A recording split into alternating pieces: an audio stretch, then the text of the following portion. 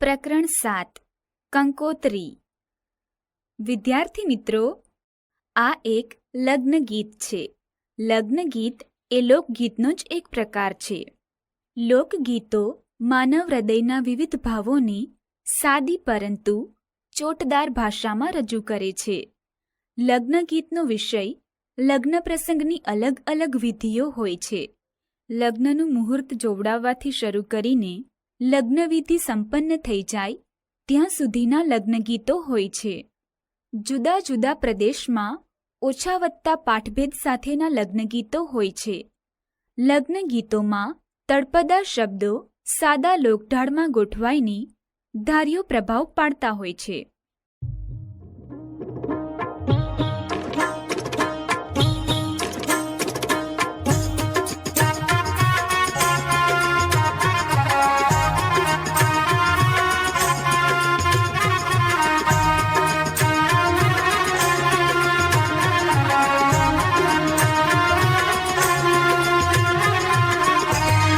કંકુ છાંટી કંકોતરી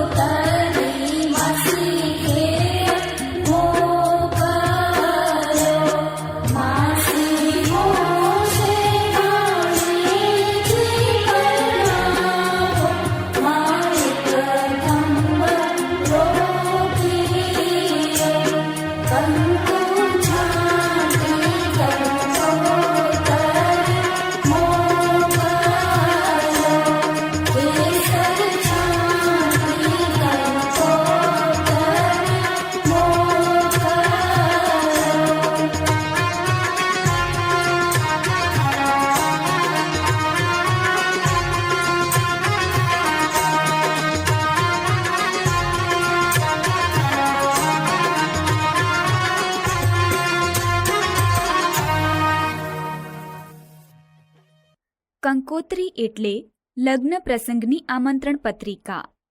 લગ્નને દિવ્ય અને ભવ્ય બનાવવા માટે પ્રથમ કંકોત્રી કુળદેવતા કે કુળદેવી અથવા આદ્યદેવને લખાય છે.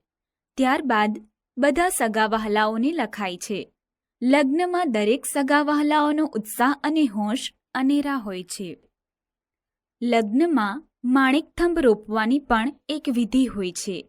માણેકથંભ એ બ્રહ્માજીનું પ્રતીક છે, જે ઘરની તથા પ્રસંગની દરેક મુસીબતો દૂર કરે છે.